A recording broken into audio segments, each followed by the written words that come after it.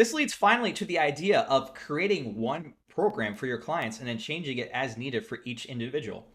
So for our new to average clients, we can program very simply for these people because we just need them to start training. So we're just going to do goblet squat, plank, dumbbell bench, and then single leg deadlift, dumbbell row, Pallof press. This is just 2 trisets like I described in the average client program.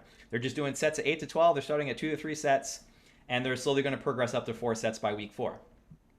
So very basic program for a new average client.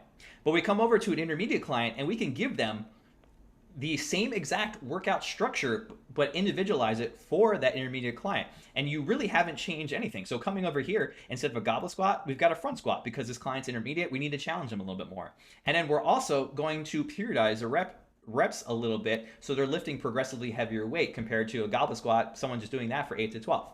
Likewise, instead of just a bodyweight plank, we've got a weighted plank because we can push them a little bit harder. A weighted plank isn't so hard that they can't recover for it. And we're also kind of telling them to rest a little bit longer in between their weighted plank and their next set of front squats. So same structure, we've got squat and plank, but now it's a completely different client.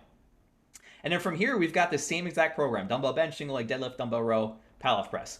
So these two clients have the same workout, but if they saw it, they would think it's a completely different workout. We know it's the same workout. It's just changed a little bit for each person.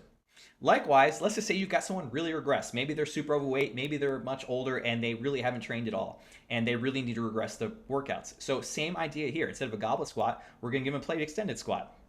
Instead of a plank, we've got a hands elevated plank.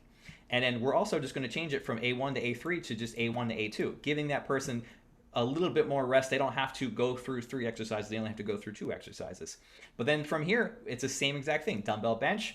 We've got an assisted single leg deadlift instead of a single leg deadlift because maybe they can't hold their balance as well. So we're going to have them hold onto the wall or something. And then from there, we got dumbbell row and Pallof press. So again, this is the whole idea. This is why progressions and regressions and knowing what they are is so important, because you have one program. We have the same exact program for each one of these clients. We've just tweaked it a little bit for each individual, so it's completely different and completely individualized to each person.